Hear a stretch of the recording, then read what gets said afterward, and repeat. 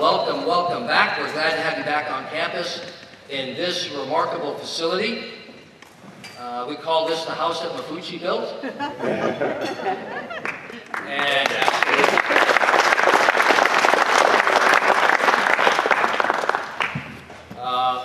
I think every nook and cranny, Coach Mafucci literally had a say in everything to do with this. And of course, we honored that by putting his name out on the football field. So if you haven't been out there on the football field yet, all you footballers, where are my football players?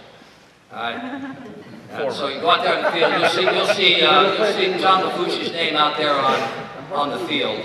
We're pretty proud of this facility, and I'm really very happy to have this event in this facility because it's so appropriate to have this event in this facility. And before I leave Coach Mafucci, I do want to say thank you to Coach Mafucci publicly because this event, and this is our third annual induction ceremony, this was Coach Mafucci's vision. Coach Mafucci is the engine behind this effort, and it's a fantastic effort because we love recognizing excellence here in this school, and that's what we are doing tonight, is we are recognizing excellence. And we represent you, inductees, represent 3 decades of excellence, coming from three different decades here, from the 50s, the 70s, and the 90s. And so we're very happy to have you here, back here on campus. And I hope that you find that the campus is looking good. I know, of course, we can never do things as well as you did them when you were here, but we try. We try really hard to do that. And I hope that you find that we're upholding the traditions that you remember when you were here. And so tonight, we are recognizing athletic excellence. And not all of you who are being inducted tonight, obviously you excelled while you were here at Army and Navy Academy. But you know that there were a lot of young men that excelled in athletics when they were here because they had this coach by the name of Mafucci. So there's a lot of excelling going on. But you inductees, what sets you apart is you continued to excel when you left Army and Navy Academy. And we like to think that Army and Navy Academy set you on that path. And so we're here tonight to honor and recognize excellence. And so you didn't come here to hear me speak. So I'm gonna be quiet now because we want to get to the heart of the effort tonight. But let me say once again, welcome. On behalf of the Board of Trustees, and we have a number of our trustees are here tonight, John Burden and Russ Hanthorne and Ed Rowe and Jack Wyatt, our Master of Ceremonies here tonight, are on the board, representing the board. So thank you for being here. It's going to be a great evening. And let's see, what time is it here? We might have to stand up for no, and so welcome and enjoy the evening. So right now we'll do the invocation. Our athletic director, Bird Miller, if you can come up and do that, please. So thank you very much.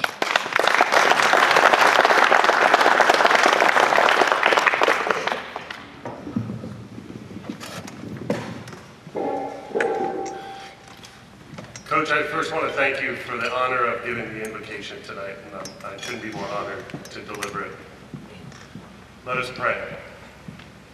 Loving God, look upon us as we joyfully assemble in this beautiful facility, as we remember times past and renew friendships made when hair was short and plentiful, and bellies flat and strong. May we take little notice, God, of how much others have advanced in age, while by your grace each of us has only grown in experience. We give thanks tonight to Army and Navy Academy and the gifts engraved in our hearts and minds, and for the teachers, coaches, staff, and the special athletic director who taught and encouraged us, who even at times disciplined us, May we always remember with gratitude their part in making us who we are today. Let us honor them by keeping our hearts open and young, even as our minds and bodies age. We remember classmates who couldn't travel here tonight, and those who have passed and now reside in your heavenly kingdom.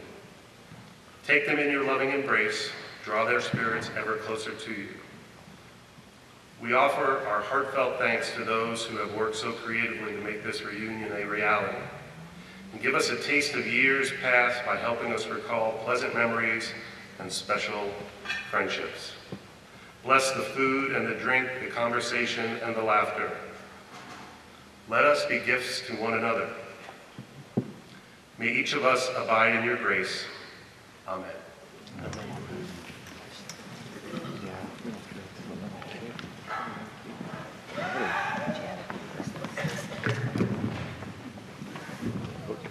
Thanks, Bert. We really appreciate your help on that. Folks, we're going to go ahead and start dinner. And why don't we start with this table here in front. And if you folks will go ahead and go to the servers. And then we'll just work our way back and then this way and back that way. How's that? That work out okay? Great. Take charge, Jack. All right. Pretty good on the sail, right? Okay, you know, just a little beauty between the corners. We can make like a V. You guys been talking to each other? Take a picture. Oh, And then slide. Everybody look up, smile. Smile and look up though. For Thomas. Keep going. Hurry. Don't stop. There you go. Look this way, Coach. do we want to exercise? Okay. Okay, go. All right, got the official photo down. Everybody get their pictures? Yeah. Great fun.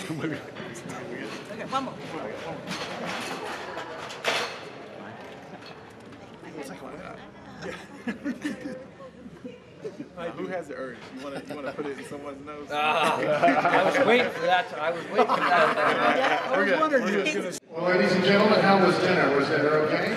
Yeah.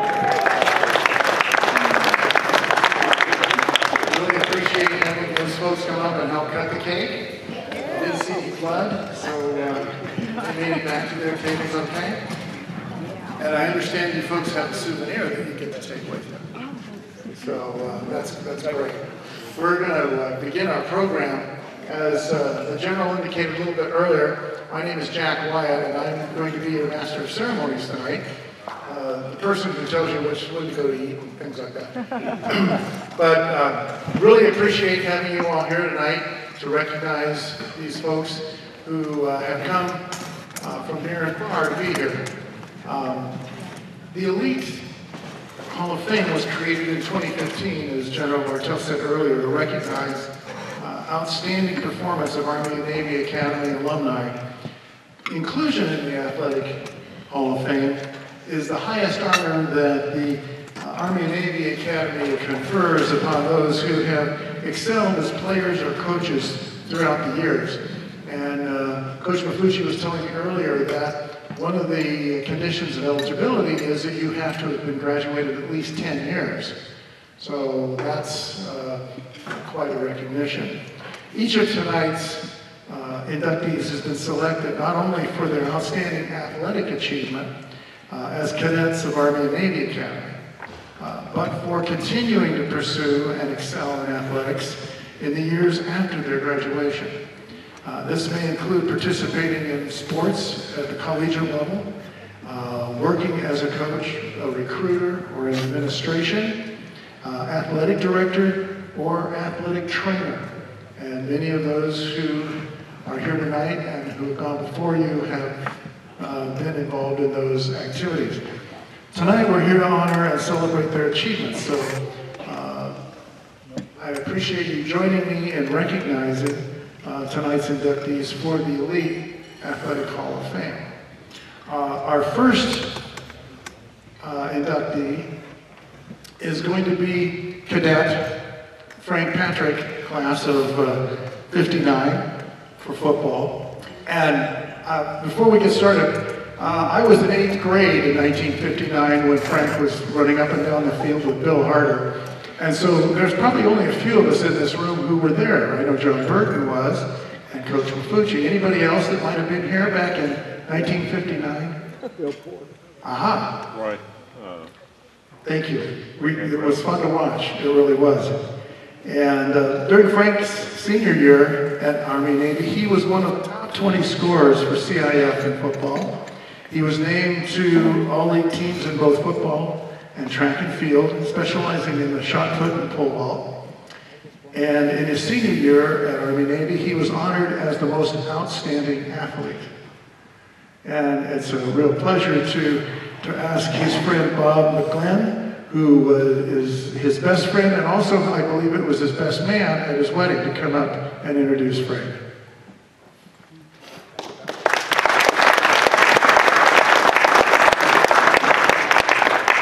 Thank you.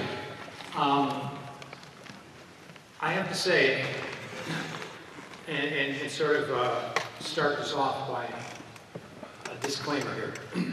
Although I may look as old as Frank, I never saw him play. I was in elementary school when he was doing this. And actually, whereas we've never competed together, we did compete together once. Once we entered, I think it was a 5K or a 10K run in Balboa Park, and it was at Halloween. And you had to dress up, okay? And we were in the team competition. It was Frank, our friend Rory, and I. And so our team, as we built this structure, this wooden structure that we'd run inside in a straight line, and on either side, we put these giant, in cardboard, these giant footballs, okay? And I was playing the Charger Fight song.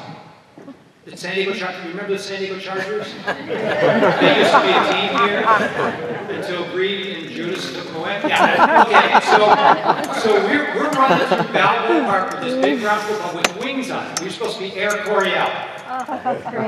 We looked like a giant turd running through Balboa Park. Needless to say, we didn't win. Now, for you to understand the whole story of Frank, I need to give you some context. Frank will tell you he had a great childhood. But of course, Frank would tell you everything's great. You could be in the middle of an earthquake and a blizzard, and he thought it would be great. Frank is always positive. So he tells me that, yeah, I had a great childhood. My parents were loving, and my dad played catch with me, but they always argued. And one day when he was 7 years old, his dad left and never returned. His mother had an 8th grade education, and she was a waitress. And she was worried about Frank because he'd be home alone. So what she did was she made arrangements with other families for him to live with them. And then when she wasn't working, he'd come home. And that went all the way through school until he was to enter high school. And the family he was with could no longer take care of him. So she went on a search. And that search was 150 miles away, the Army-Navy Academy. She knew he would get supervision here. And as he'll tell you, he learned discipline, he learned organization, he learned to study. But he learned something else that he didn't know. And what he learned was he's a pretty good athlete. Now, when he asked me to do this, he goes, Frank goes, Bob, I don't know, I don't think I'm worried that they're talking about elite athletes. I don't think I was an elite athlete. I don't think I'm worthy of this. I'm going to let you decide that. Okay, he was all league in football, ranked 14th in the state for touchdowns, all league in track and field for the shot put and pole vault. He was an accomplished diver in the swim team here. Outstanding athlete in his senior class. In junior college at Allen Hancock Junior College, he was part of a 1960 undefeated season. They went to the Prune Bowl that year, and he was voted most valuable player. He was the All-American junior college football player. He also set the school record for the discus. And based on his football accomplishments, he got a full scholarship to UCLA. That sounds like you're worthy of something like this. But that word elite kept coming through my mind. And what is an elite athlete? An elite athlete is somebody, when they step on the field, they make everybody else around them better. Well, I never saw Frank do that. But I saw him in a different arena. I saw him in the arena of education. I saw him step into a classroom and inspire students to love to learn, to be motivated to get someplace. They loved coming to school to be with Mr. Patrick. And I saw him as a principal in 2 different schools, elevating those schools to higher levels. His door was always open. He always supported his staff. He had their backs. But he also would challenge them to think outside the box and to do more in education. And as a professor at the University of Phoenix, his job is to mentor student teachers. He's to take those teachers from what they have learned and show them how to apply it, and then to learn what they don't know, until they're finally excellent teachers. He is so good at that in 2015, he earned the Educator of the Year for the University of Phoenix. Sounds pretty elite to me. But as a friend, he's really elite. I've known Frank for nearly 40 years. He's always had my back, and I've had his. Next to my wife, he's my best friend. We've supported each other's families, and we've gone through life just loving life and doing it together. He's a really elite friend. You know, when you talk about Hall of Fames, I was asking myself, why do you have Hall of Fames? I think there were 2 reasons. One, to give recognition for those who have accomplished things. Okay, I think Frank has accomplished. But also to give recognition. Also to provide for a student body a role model. Somebody to look up to. To show them this is what you can become. That's what a Hall of Fame is for. And this institution couldn't ask for a better person to be a role model for their student body. So Frank, I think you deserve to be in this Hall of Fame. And I think you're an elite athlete, elite educator, an elite friend, and an elite human being. So it's my honor to introduce to you Hall of Famer, Mr. Frank Robert Patrick.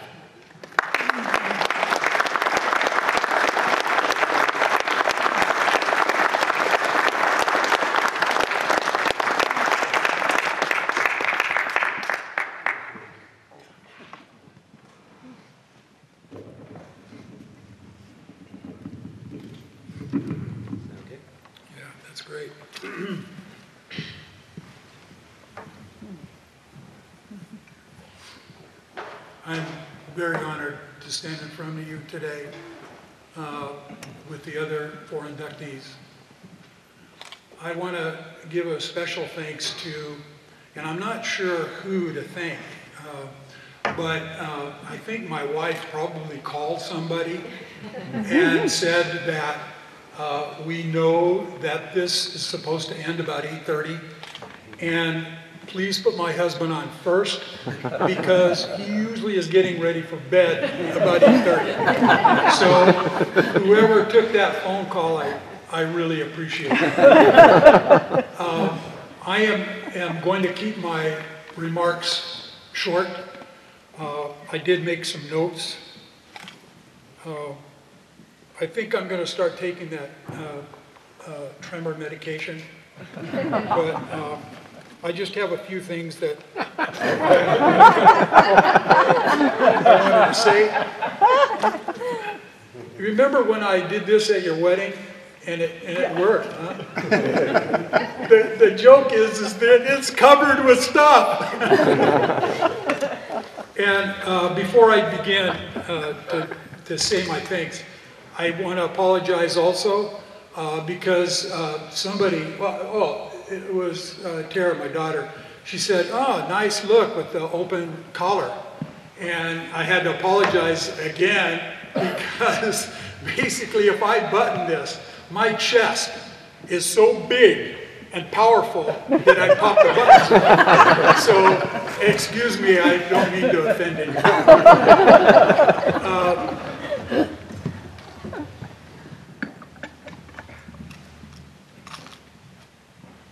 There are so many people to thank for me being here today.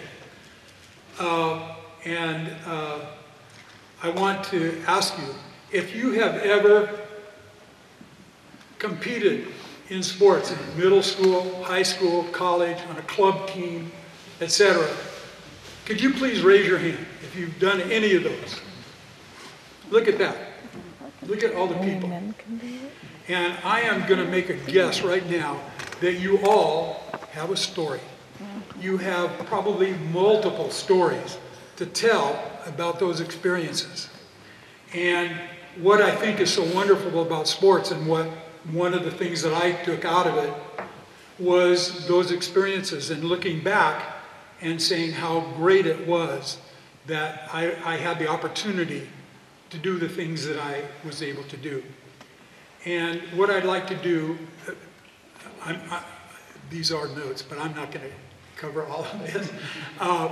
What I'd like to do is cover some highlights, because I think there's a controversy if you're listen to a lot of sports and stuff. Is it coaching or is it the player?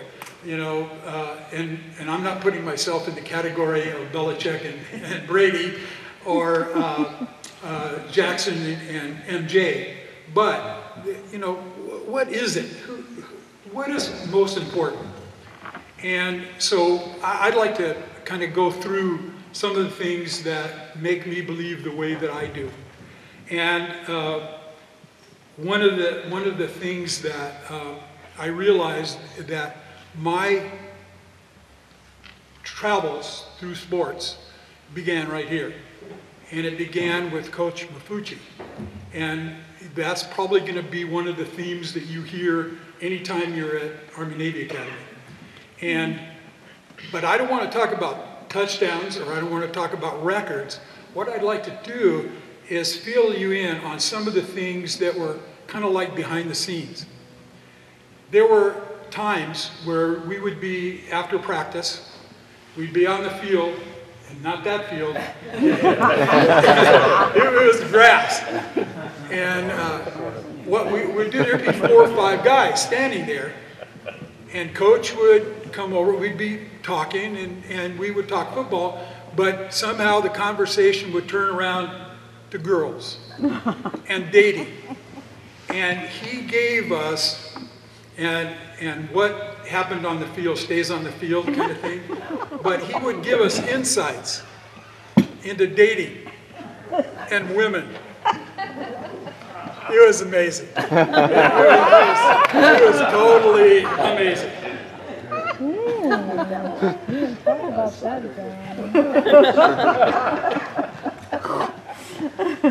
In addition to that, and maybe all coaches do this, but at the time, to me it was like amazing, but he would get, most if not all the football team, and he would walk us down to his house. We would sit in the living room and he would show us film of our games. You know that little film? Was it Super 8 or something like that? And as a person, as a kid, I thought, how cool, how utterly cool that he would take us to his home and do that for us.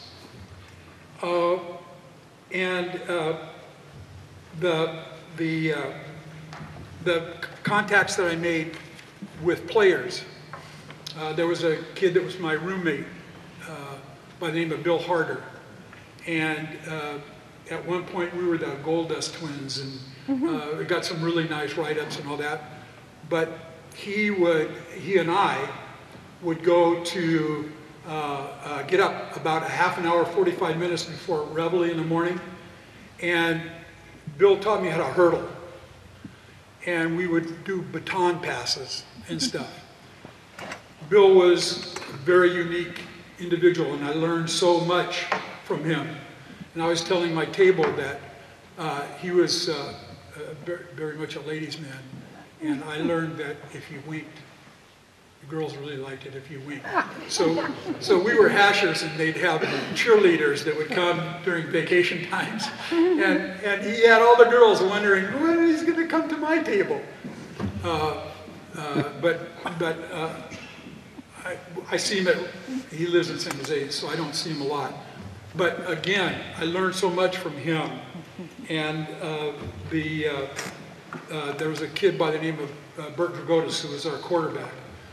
And little things like Bert would take the end of his bed. He didn't have a bunk bed, he had a single bed. And talk about dedication and that kind of thing, is he would work his calves by lifting the bed, because we didn't have a weight room and that kind of thing. And so one of the other things that I'm getting out of this tonight, this gathering, is the fact that there's affirmation here that obviously I don't know all the other inductees, but I'm going to tell you there's a lot of hard work that went into what they did. And so to me, to have you all here and recognize the fact that I did do hard things to get where I am is affirmation, and I appreciate that. I also had the honor of working with a coach by the name of Al Baldock at Hancock Junior College. He was an SC guy, and he knew my background in terms of I just had my mom, and as a coach, 2-year school would take me scuba diving. He taught me how to scuba dive. And he took my roommate and I on weekends, and we'd go to the beach, and he taught us how to body surf. And then, kind of as a sideline, he taught us this thing. He showed us where you can run along the surf, and there's you can skim on a board. He had it better than that. He would run as fast as he could, and then he would do this thing where he would skim on his chest. Jim Walcom, my roommate, and I tried that. And we didn't have nipples for a long time. And anything that was left was shredded. Because of athletics, I was able to work with John Madden, Coach Madden, who retired a number of years ago. He was one of the assistants at junior college. Again, to show you coaching, John Madden had the offensive line go to his house in Shell Beach, went down to school, picked us up, took us to his house in Shell Beach, and he taught the O-line how to chug. And he had this little house, and you had these, and I was not a big guy. I think the most I weighed was 215. UCLA never had any. They were the Gutty Bruins, the small Gutty Bruins. And we were shaking his house. But that's the dedication that he had to his athletes.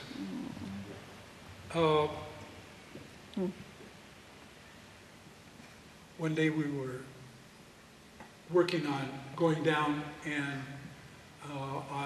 we were going to work on getting the offense on kickoff return. And so Madden had us, and if you can picture these guys with the, we didn't have all the big heavy face masks then, it was a single bar that went across your face. And he goes, okay guys, when you go down, I want you to circumvent the guys that are coming down. And I know that all 5 or 6 of us, our eyes got big, and if you can figure that you had the sweaty face, the helmet and everything, and one kid, and it wasn't me, one kid looks at me and he goes, Coach, are you saying we're supposed to do something with our private parts? What are you talking about? And so he said, what are you talking about? And the kid goes, well, the circumcision, circum something. And so he goes, no, and he explained what he meant.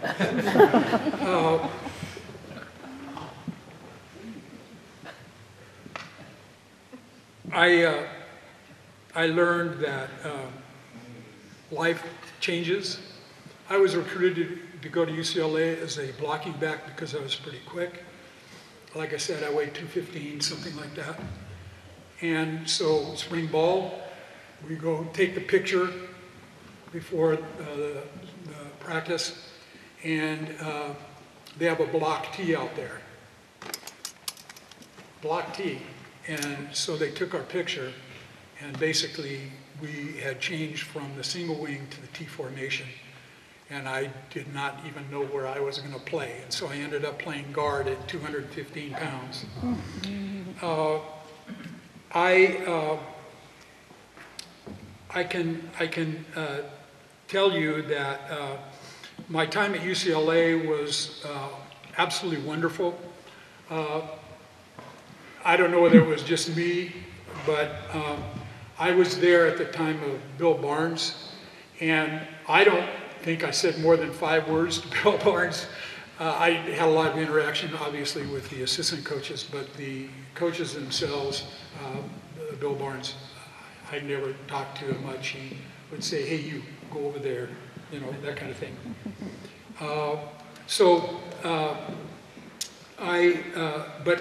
But I also went out for track, and so therefore I was able to be on the field. I watched Rayford Johnson work out, C.K. Yang, the Chinese decathlete was there.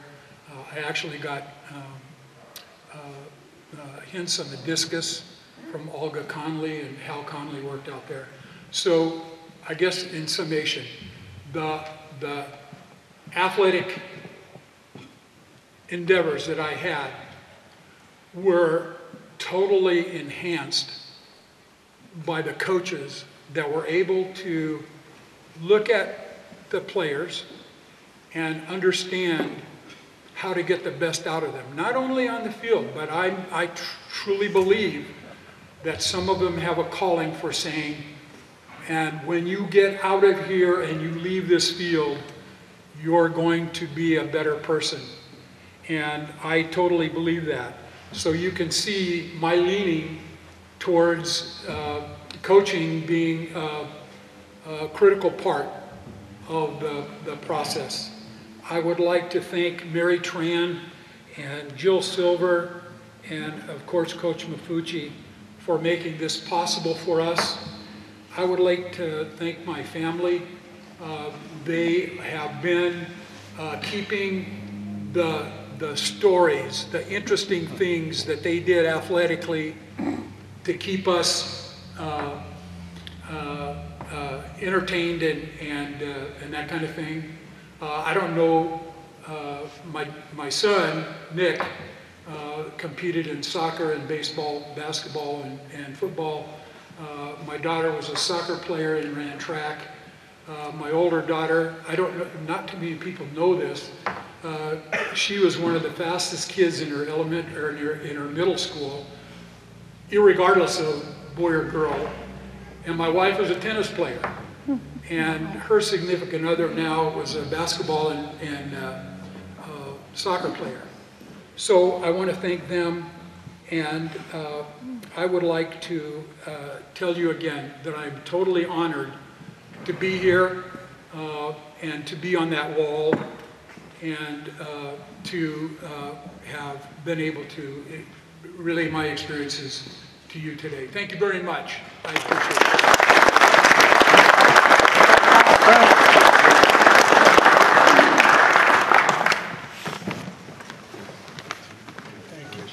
Thank you. All right. Another picture.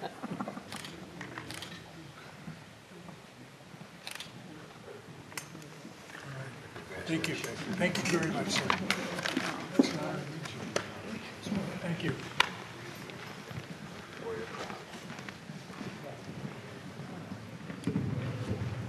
Wow, that was fantastic. From one guy going to the other. I was one of the tackling dummies at the practice center. Our next inductee is John Gordon, class of 1973, baseball. And did we get the right one? Yes, we did. Okay.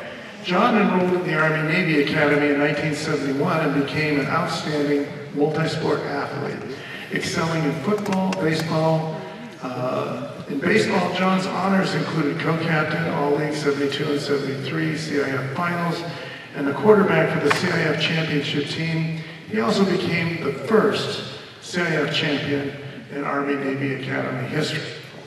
And special guests tonight who are with us are his wife, Shahina, and his daughters, Jillian and Jamie. So good to see you folks here tonight. Introducing John will be Coach John Mafucci. Coach.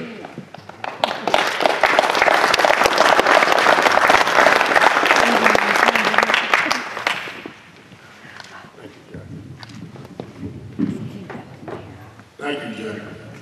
Before I go on, I want to thank some people here. I like the selection committee that decides the inductees to stand for a second and get around the applause.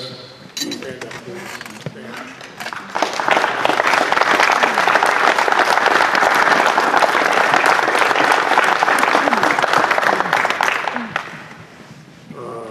I think we have one past inductee. Are you still here, Bill Porter? Are you still here? Bill Porter. He was here before. Okay, he left. Said he was going to leave early, but he was here earlier.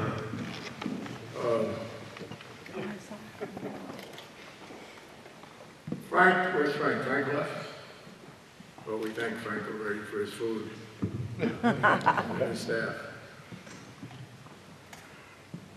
I want to thank all the people who had helped put this together, especially Mary Trent, and stand up, Mary. Get around.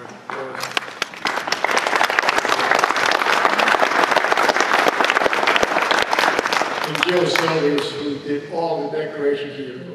The flowers, she made them today. She got the flower going. Thanks a million for all your hard work, Jill.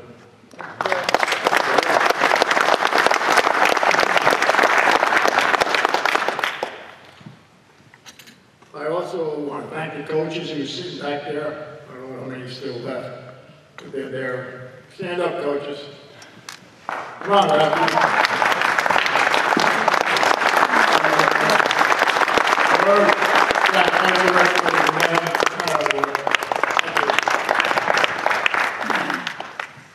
Sitting with them is a gentleman that General Bartell had said to me several times, why don't we bring in a cadet so he can see what goes on in these banquets. So I decided to bring in a cadet that's in senior whites back there named Richard Polanco. Richard played for us, came here as an 8th grader, played 4 years on the varsity. He just signed a couple of weeks ago a 4-year scholarship to Eastern Washington Division I school, full ride. He's been our leading rebounder and scorer this year. He's made all CIF in basketball. Let me tell you, basketball at Army and Navy is different from when you were here, God's honest truth. We play in the toughest league in the county, bar none. 3 of the teams that are in our league are in the top 10 in the county. And so our competition is very strong. When I was here 2 years ago coaching, the first year that had an open division, we were number 4 in the open division, and which is telling you number 4 in the county. So let me tell you something now, and I don't think it may ever happen again. Next year, we will have 5 players, young men, playing Division I basketball. One at Oregon State, one at Air Force Academy, one at San Diego State, Eastern Arizona, Northern Arizona, and Eastern Washington. Those are the 5 young men that will be playing all next year. In fact, Richard will be playing against one of the young men that went last year to Northern Arizona. And they're in the same league now. So it's an honor that Army and Navy Academy's got 5 young men playing Division I basketball next year.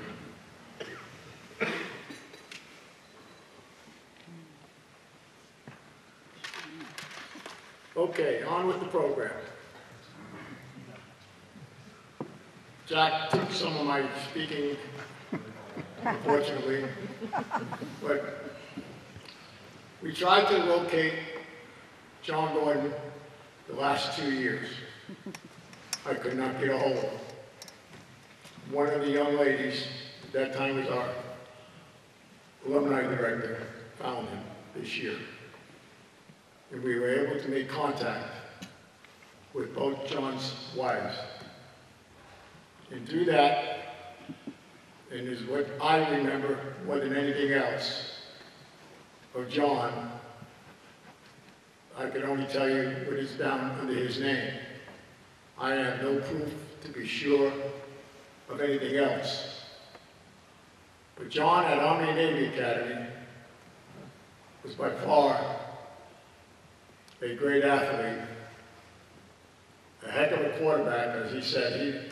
He directed our team in quarterbacking, and you're going to hear from the other guy who ran the fullback spot, and Mike Davis. But John was our quarterback,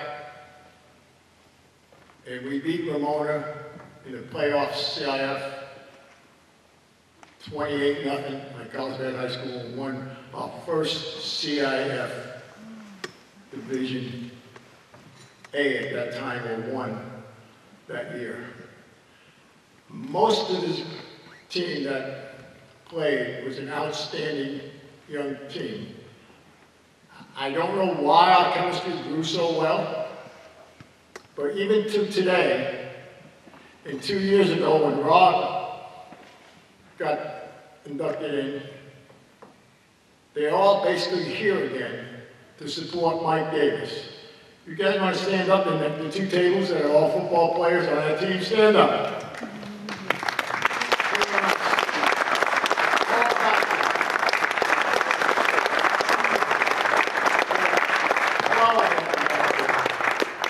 There's somehow something in this that they've stayed friends all their lives since Army and Navy Academy. When I told them about John, we were all heartbroken. He was a fine young man, and by far the best pitcher that ever pitched at Army and Navy Academy. Bar none. When he was pitching, the officials used to tell me he throws BBs. He had more no-hitters than I could remember. And that's why he went on. He was supposed to go to SC. When they made a roll call at SC, he wasn't there. He was at Cerritos Junior College. And he went on from Cerritos Junior College, and they won the state championship, as it says. And then went on to Cal State Fullerton and won the World Series in his senior year. He went down to Mexico and played professional baseball. And this is the last time I had spoken to him or seen him. He came back up and he told me he threw his arm out. So he was finished with baseball. But what a baseball player he was. And if I start talking a little more, I'm going to start choking. He was just that good of a person, that good of an athlete. His mother and my first wife were very close. They attended every single game. I want to tell you, the next gentleman, because I'm not going to be able to say anything, but the next gentleman's coming up after him. His parents came to every game, and they lived up in the Bay Area. Never missed a game, nor did John Gordon's. Nor did my wife, of course, my son played. And also Temple. That's right, Robin Chuck. His father used to drive down from Santa Rosa, Santa Maria, and come down and watch the games. Amazing the following we had with the parents, the Groeningers also. So anyway, I would like to give this plaque to his wife. So Ian, would you come up here please and receive it?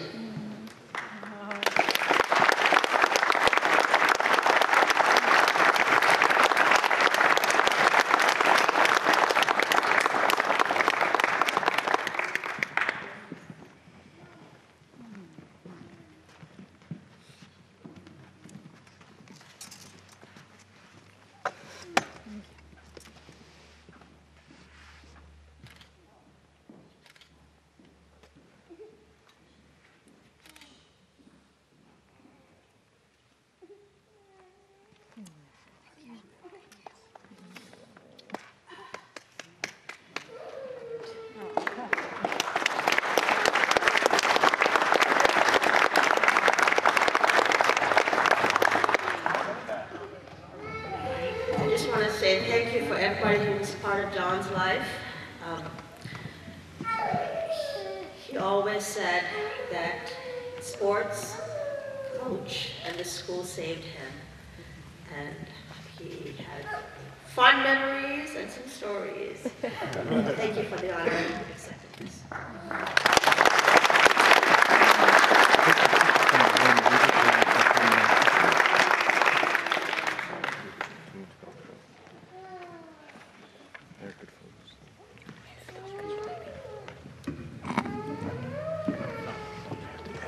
Our next inductee is Michael Davis, class of 1973, in football. And I'll steal probably someone's thunder here a little bit.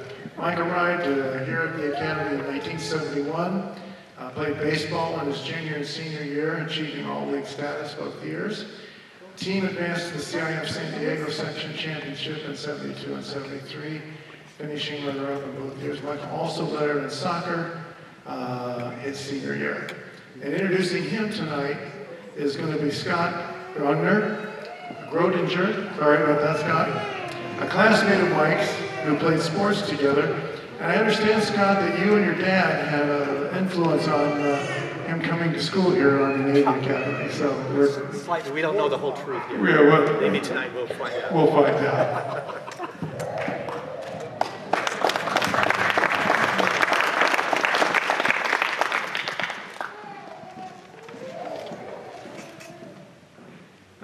Mike Davis and I had a strong connection before either one of us appeared on this earth because our moms were best friends.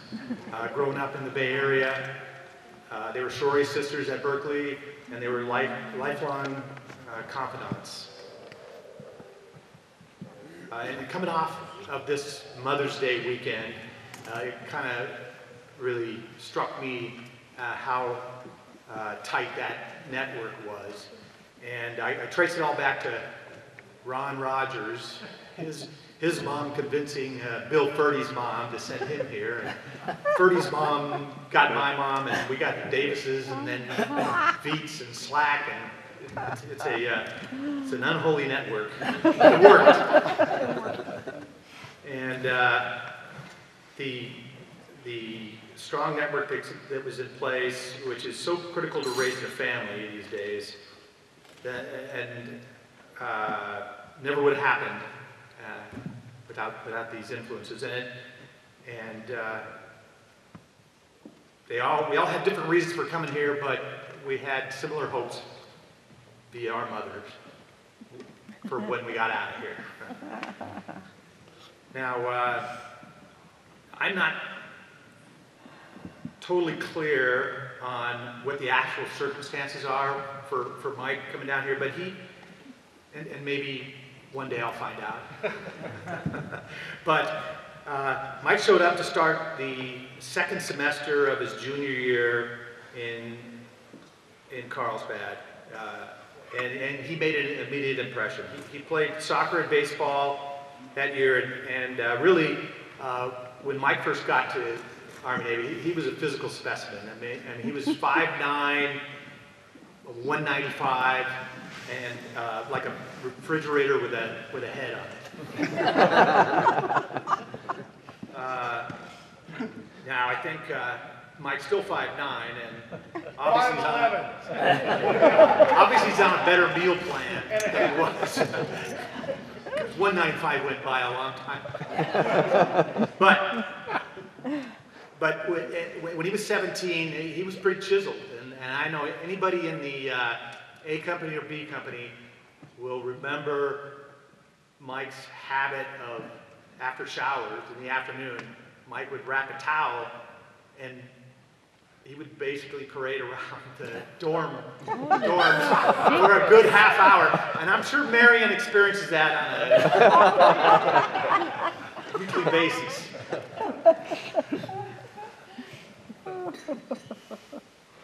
But really, what's as I was putting this together, there was two kind of vivid memories that stand out for me. And the first one was Mike's towel practice, which I see is still going on. I'm seeing her nod affirmatively. The other one happened, and I know, Coach, you'll probably remember this, was that first spring football. And we had a kid, I think he played wing back the year before, Bill Penn. And the field wasn't anywhere near this, and we were practicing football in the outfield while the baseball practice was going on.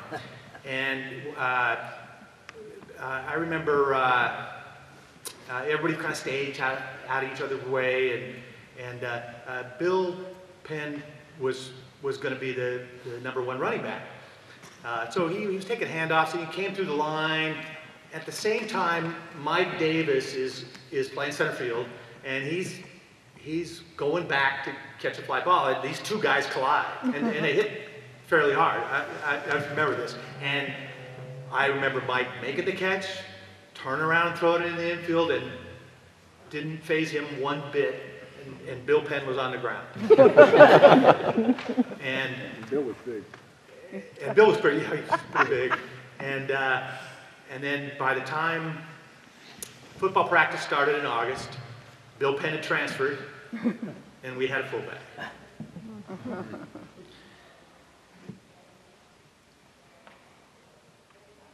But that CIF team had a lot of senior leadership and guys who had been there the previous 3 years. Guys like John Gordon, Chuck Temple, Sean Berg, Kelly Smith. But the example that Mike Davis set in practice and on game days was always the most graphic to me, playing in the only season I played football. He really demanded almost perfection of himself and would challenge folks to give him another chance to improve or make a play, come back to the huddle on offense and say, I think I can do this next time, just get me one more block. And on defense, and I think Ferdy and Chuck and Bill will back me up, when he came back to the huddle with that blood dripping down his nose, which happened like during the coin flip. It was difficult not to try to pick it up a notch for everybody else. And he set an example that was difficult to avoid. And it was that, Coach had mentioned it, that football team was close. We were close then. And it was the leadership capabilities of all those guys I mentioned, and Mike coming in new, and his leadership by example. I was always easy to find a little bit more to give when you look at Mike coming back, blood dripping down his face, a la TJ Watt, you know. Now Mike always reminds me that he had 40 carries, 150 yards, and scored the first 2 Ds in the championship game while leading the defensive charge from the middle linebacker position. But that's mainly because I can't remember anything that happened after breakfast that day. Mike has continued to compete after high school, and despite visual evidence to the contrary, he has maintained his athletic preference at a commendable basis. You know, he played 4 years of football at UC Davis. I went to a couple of those games. He played UC Riverside 1 year, and Mike, I don't know if it was a freshman or sophomore year, playing special teams. And UC Riverside had a kid on the team, Butch Johnson. He went on to play for the Cowboys, and he scored a touchdown in the Super Bowl. And Mike was playing special teams, and Johnson was returning kicks. And, you know, I just came out there to see Mike. I mean, and I'll never forget him going down on a kickoff, and after everything clears, him and Butch Johnson are fighting.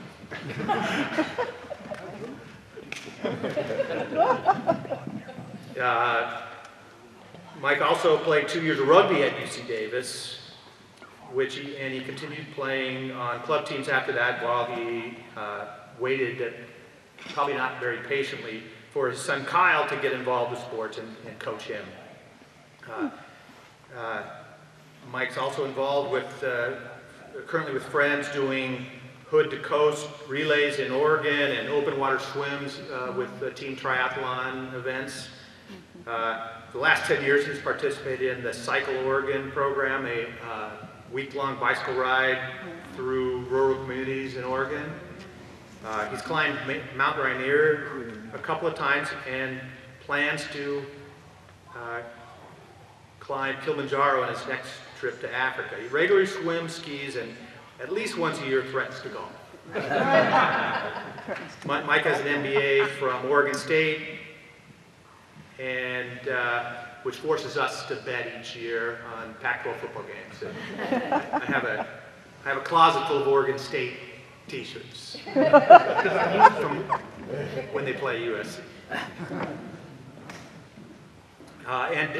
Mike put in close to 40 years before retiring last year from Toyota.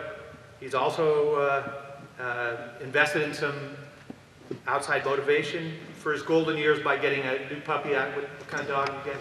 Great Dane. Great Dane. So that'll keep him busy.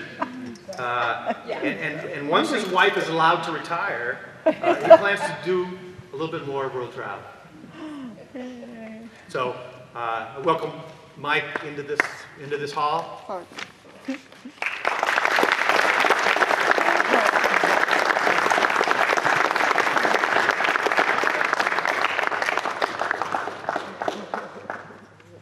Well, I don't have a big list of things to say.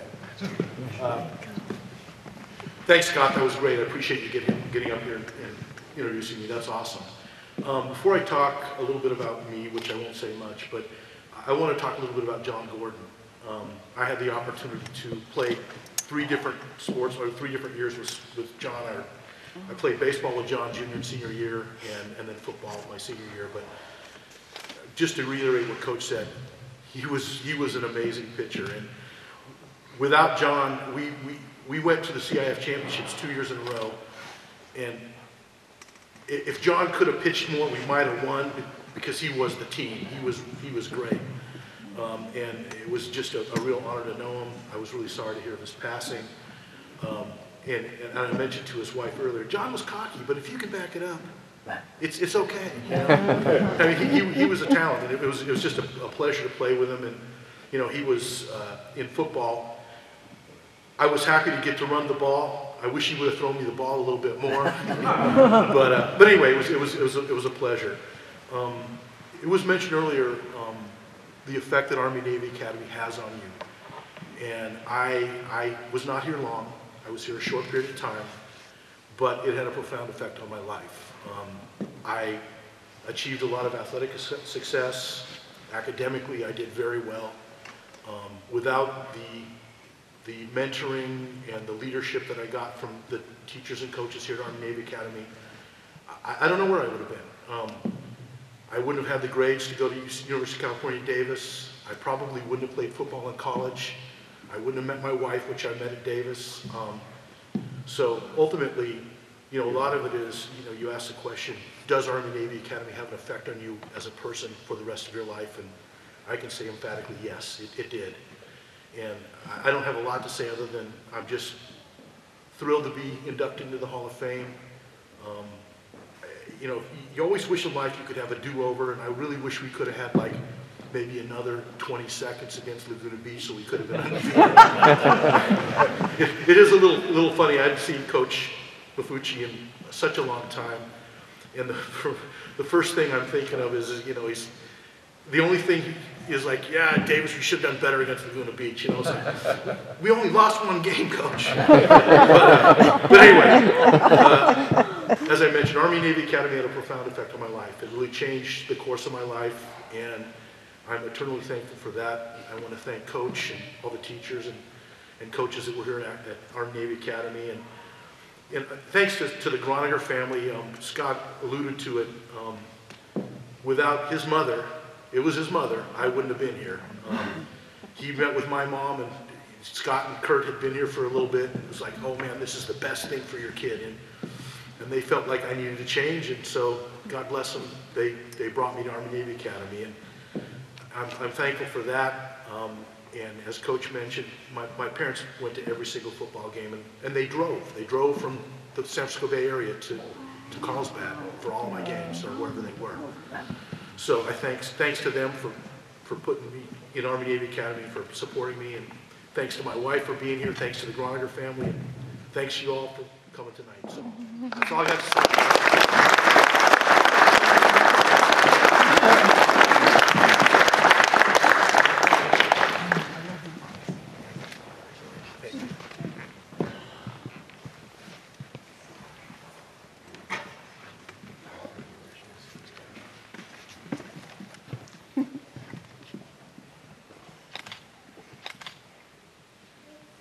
Can you make me look skinnier? I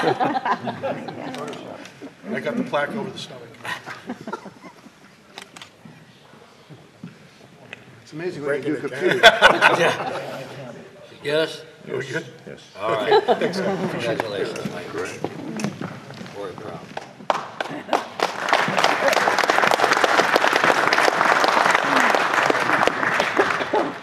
Our next inductee is Baggerman Allen, class of 1993, track and field. And we call him, his nickname is Ron. So rather than say Baggerman, we'll just say Ron. Ron was a true academic and athletic star at the Academy, participating in varsity basketball, cross country, football, and track and field, and was named to the Dean's List and the President's List for all 4 high school years. Wow. And it says here he's a lifer, so that means that, like some of us, we started really young and spent a lot of years here.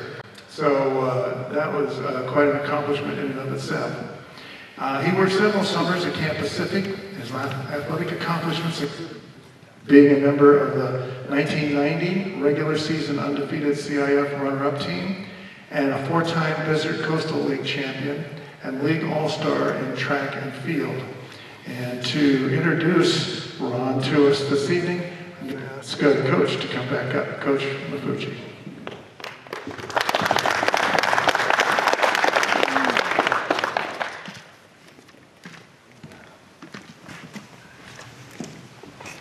Ron asked me, I asked him, who you want to introduce you. He said you, so here I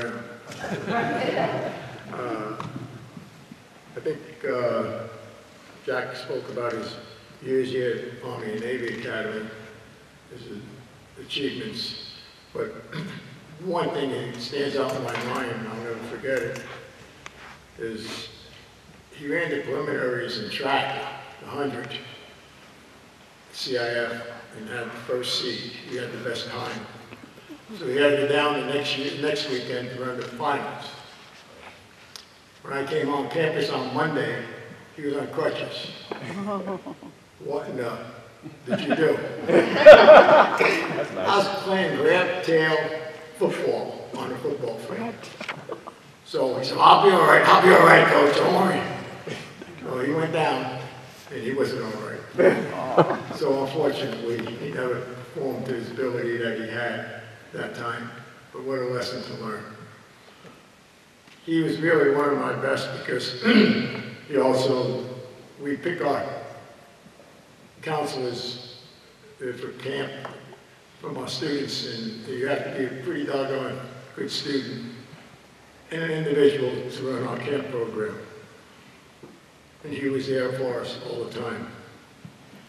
He went on to Berkeley, got a good scholarship, ROTC program, and then he went on to Berkeley. And at Berkeley, I'm going to have to read it in here on your times. Oh, right. But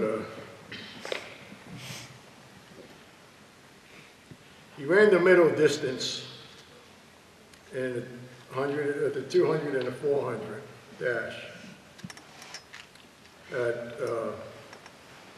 And his best time was 22:4 in 1995 in the Pacific 10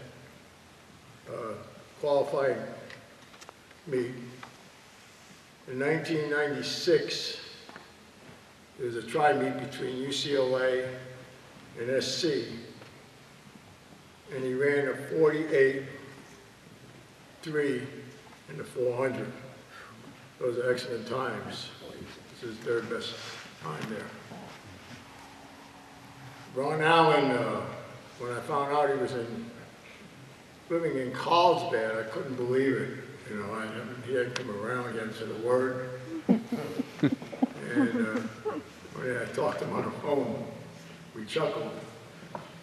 And then tonight, as usual, you know, one comes from Virginia. She's here first. She was here before the time. Ron comes from Carlsbad, and he comes in at 6:15, 6:20, something like that. Don't worry, he's going to come or not. But Ron Allen is so worthy of being a great trackman, one of our better trackmen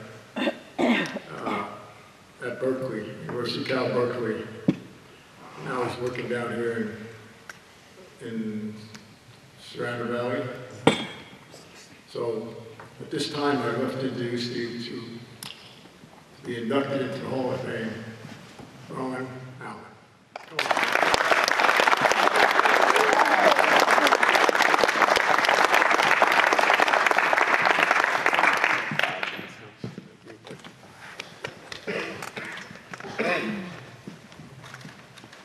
Thanks, Coach Mafucci, for that introduction. I want to thank the committee for the selection of me into this Hall of Fame, and I'm very humbled and honored by the experience. If I could take you through the experience of me being a lifer and growing up in the academy, because there was a lot of growing up to do, and I see a commandant front and center, and I say to myself, I probably would have had to do that a couple of times in school in those 6 years. But I want to take you through the experience of what it is to be a lifer and at the academy on a Saturday or a Sunday, and you're going to get to play some basketball in the gym. If everyone could look to your left, you'll notice the conference championship banners. And you look at that legacy, and you think to yourself, how can I be a part of that? Now, we all know that coaches like Coach Manning, Coach Kelly, Coach Mafucci, even ball boys like Steve, they'll help you get there. But they do something else. They mentor you. They take the time to learn about you as a person, and you at the same time get to see a part of their life, whether that's inviting you to their home, hanging out at the beach, or just being there for you. Because sometimes I think what you miss about the experience of the academy is that it's a boarding school. And as such, they might go home at night, you stay here, and so it can be a difficult experience for anybody. And of course, as cadets, we, as this table can attest to, number 5, we rally around each other. But you have a great administration and staff that keeps it all going correctly and smooth, and it creates a legacy. And so if you look over to your right, that's the athletic legacy that you really want to be a part of. And so now, I got to do all of that through track and field and all the multiple sports here. And I thank the Academy for giving me the opportunity, because I don't know of anywhere else where you can say, hey, you want to try basketball because your friend was all-star, all-league in football, and he wants you to come out. Okay. Coach Manning was my basketball coach. Great person, good heart, but I was not meant to play basketball. I was telling Coach Mafucci that we had a teammate, or a rival, competitor from La Jolla Country Day, and he was going to dunk in the game. He told me this ahead of time. I said, wow, that'd be really cool, because I've never even seen anyone dunk. We got a couple people trying practices, but I want to see that. And so I think even Stewart, who's going to speak next, he was on our team. And so the guy was in front of me, and he just jumped up, and I was underneath the basket, and he kind of dunked. And everyone's like, you let him dunk on you? I said, that's no big deal. You know, the competitiveness says, we want the banners over there. We want these too. And so it's really neat to just, take that moment to take a look at them all. And of course, once I graduated from Army-Navy Academy, I went on to Berkeley, as was mentioned, and I went into track and field. Now, there are different types of track athletes, so I'll just cut to the chase of what type of track athlete I am. I believe I am a football player that has to play track.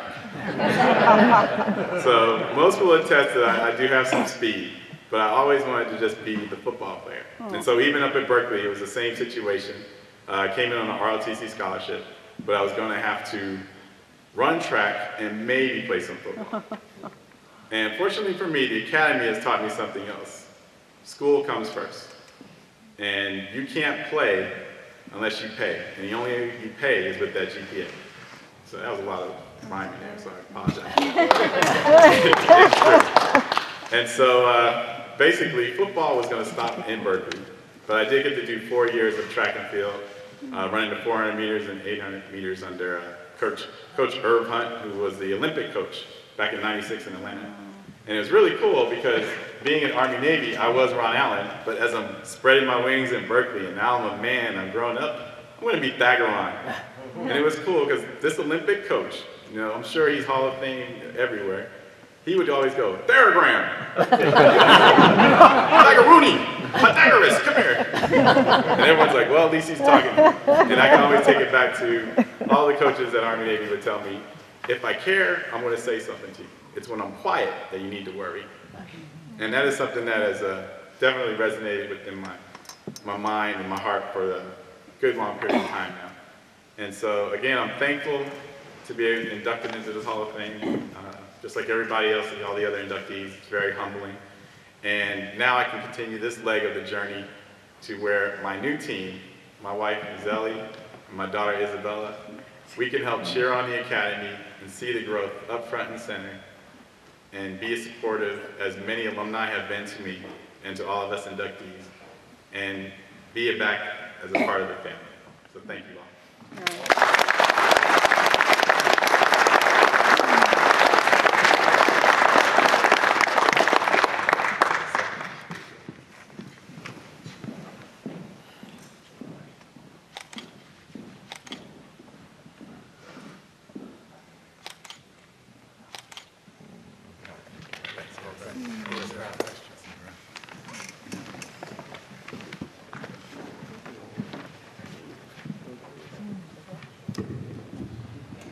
Our next inductee is Stuart Smothers, class of '94, in baseball. I'm not going to mention when he was born, because that just makes me feel very old. So Stuart, as a Smothers Brothers, you're just going to have to stick with me on that. But, you know, he, in high school with over 25 awards in baseball, football, basketball, track and field combined, 5 All-CIF and CF1A Player of the Year. The one thing that I take back for him at the Academy was the Colonel Atkinson Award given to the exemplary graduating cadet. So even with all the excitement around your athletics, the leadership and character that you demonstrated was tremendous. Jack. Yes? He still holds the record for the most points in basketball, 54 points. 54 points in basketball?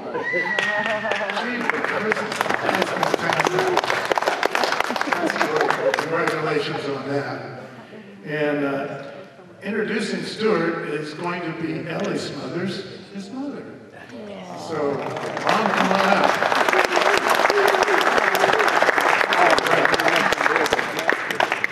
And as we've already heard, in most cases, the reason that we had these young men here was because of their mothers.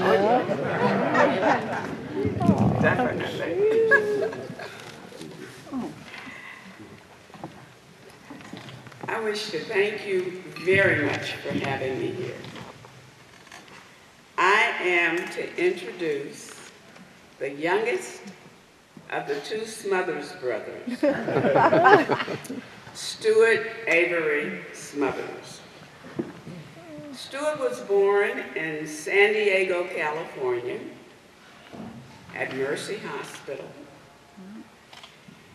And he was born to Ronald and Ella Avery Smothers, yours truly. Oh, what a day. On April 29, 1976, Coach McBougie. As an infant, the family moved Stuart to Los Angeles. And in LA, he grew up, attended elementary school, and played baseball at Ladera Little League. Stuart returned to San Diego County when he joined the Army and Navy Academy family for the 8th grade.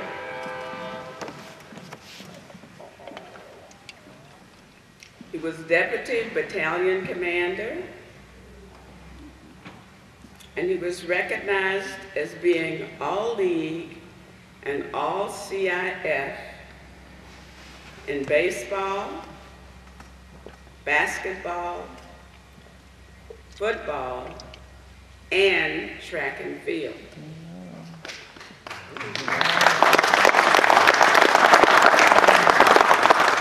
And he was awarded 1A CIF Player of the Year among 5 other CIF awards.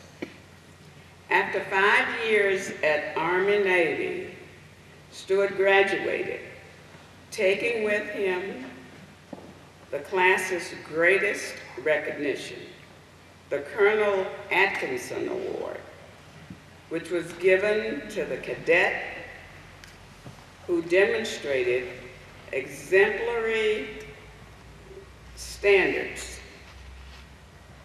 And this also included the silver, I want to say silver sable, but it's the Silver Sword Award. Stuart continued his athletic achievement, focusing on baseball at San Diego State University. He was drafted in the 19th round by the Atlanta Braves. And he played for the following 6 years. From rookie baseball in Eugene, Oregon, to AAA baseball in Richmond, Virginia. During this time, he played in Macon, Georgia, Myrtle Beach, South Carolina, and Greenville, South Carolina. In 2003, Stewart left the Atlanta Braves organization and he graduated, moved on to the Pittsburgh Pirates as a professional baseball scout. He then joined the Philadelphia Phillies and is currently a professional scout for one of the most prominent organizations in baseball, the New York Yankees. As a baseball scout, Smothers has covered and identified talent in 4 regions of the world. He brings with him knowledge of the game that stems from professional dedication and a sincere love of competition. He has signed over 18 players into the Phillies and the Yankees organizations. To date, Smothers continues with his involvement in athletics, coaching amateur showcases and all-star events. Stewart has spent 4 of his recent Christmas vacations coaching baseball in South Australia. He's also done some scouting while he's down there. Stewart enjoys spending his leisure time with his own version of the Smothers Brothers, and golfing and hunting. In his athletic career, Stewart has earned at Army-Navy 13 varsity letters, 4 in baseball, 4 in basketball, 2 in football, and 3 in track and field. He holds 10 All-League awards. He has 5 All-CIF awards. He has 3 All-State awards. And in 1994,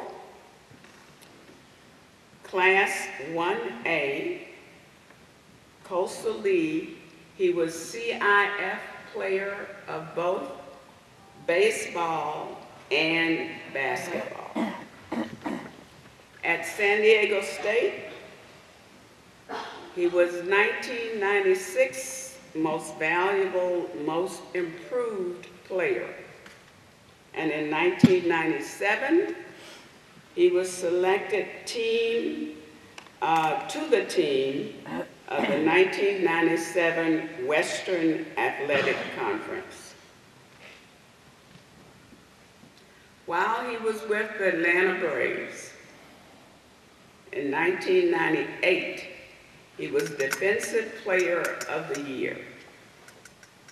As a professional baseball scout with the Pittsburgh Pirates and the Philadelphia Phillies, Stewart covered the states of Montana, Idaho, Wyoming, Washington, Oregon, and Western Canada. It's not a state, but a region.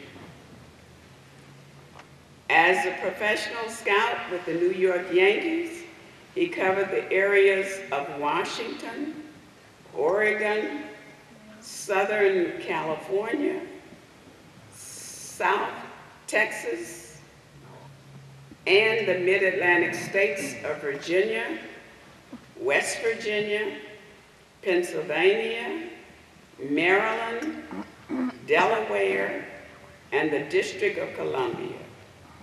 Stewart now resides in Springfield, Virginia. He has recently signed a new 2-year contract with the New York Yankees, and he smiles when you mention the 18 players that he's drafted into professional baseball. I'm not very good with the funny stuff, But I'm going to ask, if you don't mind, Coach Manning to come up and help me out just a little bit to finish that.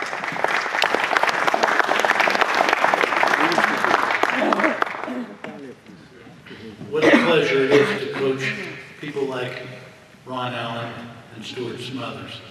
It was my honor to coach here for 8 years of my 28-year coaching career, and coaching and getting tutored by Coach Mafucci was a fabulous honor, and I carried on all of those traits that he taught to me and other coaches for many of my years of coaching. So for that, Coach Mafucci, I want to thank you very much. Those skills and drills went on forever, and you know they're still being used now. So that's unbelievable. As far as the funny stuff, I just called Stuart Stu or Smo, and you know he did score 53 points, 54 points for me one year, and he lit it up. He just every time it seemed the ball was rebounded, the ball was in Stuart's hands and he was scoring. So he was incredible.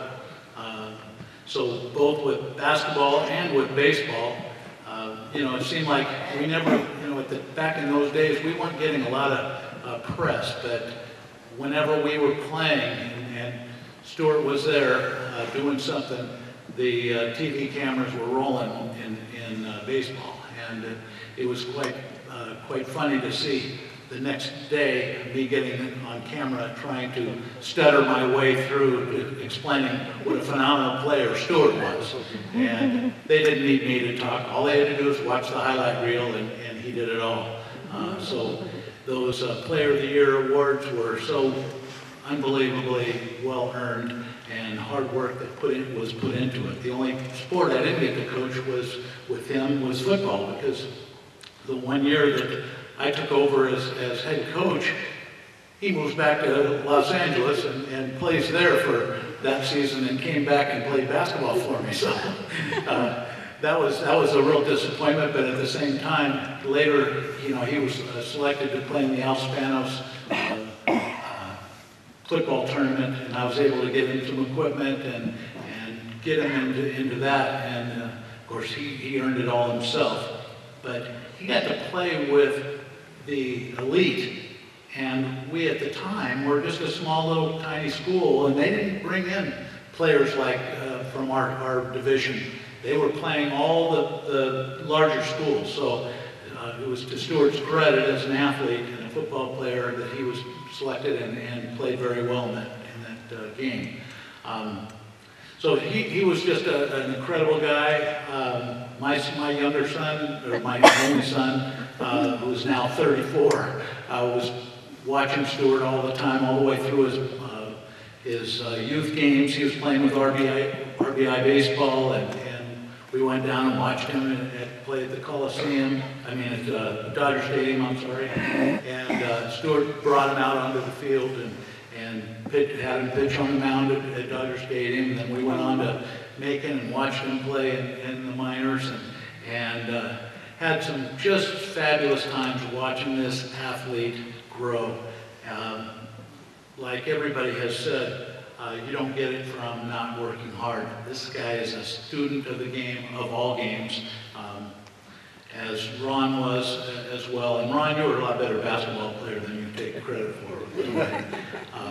But not that many really funny stories that I can tell you about, other than the fact that he had this glow about him, the smile when he played, and just the most incredible drive and competitiveness within himself to win.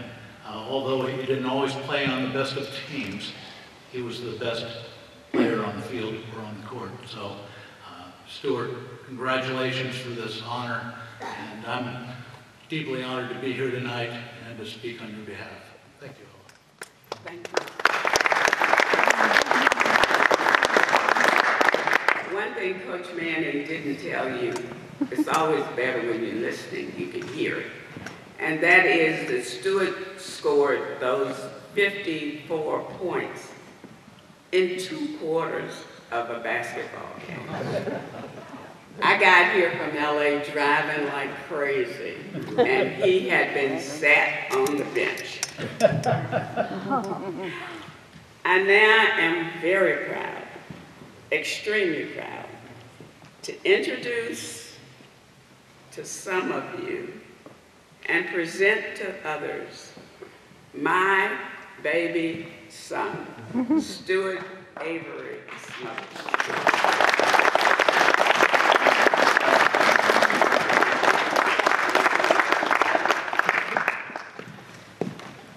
Good evening. How's everybody?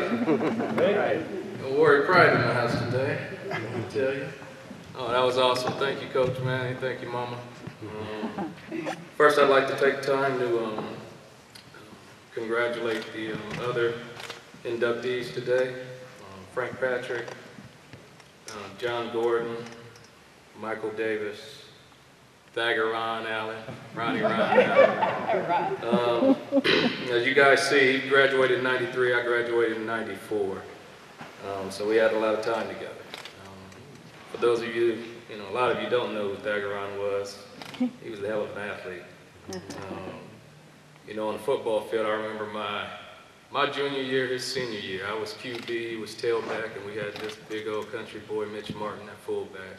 And that was a hard 3 guys to stop. My nickname for you, never told you this, but my nickname for him would be Daylight. Because if the hole opened up, where he hit that outside corner, he was gone. I mean, it was elite speed. He had he wasn't an east-west guy, he's more a north-south guy. And pretty similar to like Eric Dickerson, Eddie George, those guys, Marcus Allen, more guys upright, but they hit that hole, a little shiftiness, and they were gone, skirts. And it was an honor playing with you. More than anything, you did it the right way, He could play the heck out of that flute too, nobody told you about that. He was that band, and he used to twirl it and roll with it, man. But, you always went about your way the right way, and obviously it shows now. Your success, your family, and just a pleasure. All right.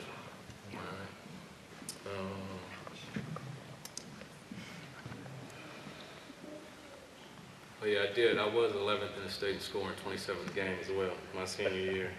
Just to get to me. But there we go. I wanted to play something here. I'm going to take you through this, give you a little insight on who I am. After a long day at Catholic school, where I was failing religious studies, had a D in math, and received a B in PE because I played too hard, I found myself back home in my comfort zone. It was October 15th, 1988. My brother was downstairs, my mom was in the adjacent bedroom, my father was at work. I sat alone in a dark room, with the doors locked, and here's the call.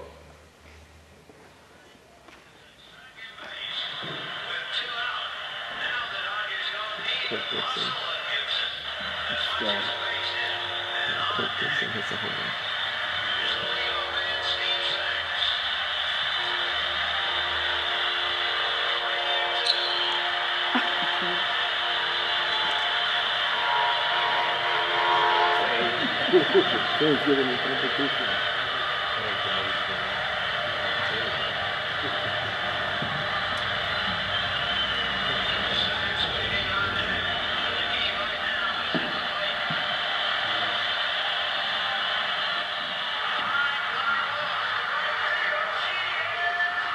Yeah! I'm jumping up and down, I'm pumped up. I said, mother! 5 seconds later, Mom comes in that room. What in the world is going on in here? And I look to her and I say, Kirk Gibson just hit a walk-off home run in Game 1 of the World Series.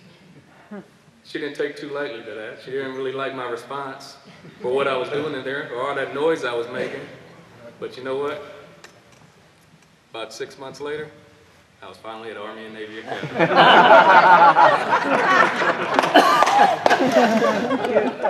So that should give you a little insight there. You know, when looking back at my childhood, you know, I used to hustle home from elementary school, junior high, to get home by 4:30 to see TBS turn broadcast so I could see the Braves play. I mean, I'm a brother raised in South Central Los Angeles, and my favorite player is Dale Murphy. All the way across the country, you know, and you know, I asked my brother, I played that for him earlier today, and I was like, you know what that was? I said, you don't know that was Kirk Gibson hitting the bomb, man, in the World Series right there at 88? And I said, well, you know what, that just is a testament to just the innateness of this sport and in me and the passion that I have for it. And, you know, it's just been a wonderful ride. You know, and it's a blessing that, you know, I call working for the New York Yankees my job. I do it for free all day, every day, you know. So that was just a little insight there. Let's see. So on this day, I say, I don't blame the F in religious studies. I don't blame the D in math. I don't even blame the B in physical education. And I don't even blame Kirk Gibson for hitting that home run and encouraging me to drop an F-bomb. You know who I blame? Kelly? Dennis Eckersley. I blame Dennis Eckersley. That mullet throwing guy threw one right over the plate and knocked it out of there. So why, this confirmed why I stand here today before you guys is all because of Dennis Eckersley. All right. You know, I just want to say thank you to a lot of individuals that played a huge role in my upbringing. Obviously, I was given a God-given talent, you know, to play ball. Even more so, I was given a just God-given passion, you know, to love the game, respect it, played hard. You know, Coach Mafucci, how old are you? How young? He hasn't aged one bit in 30 years. You look good. You know, there were 3 individuals that used to keep me on edge while I was here at the academy. One was Coach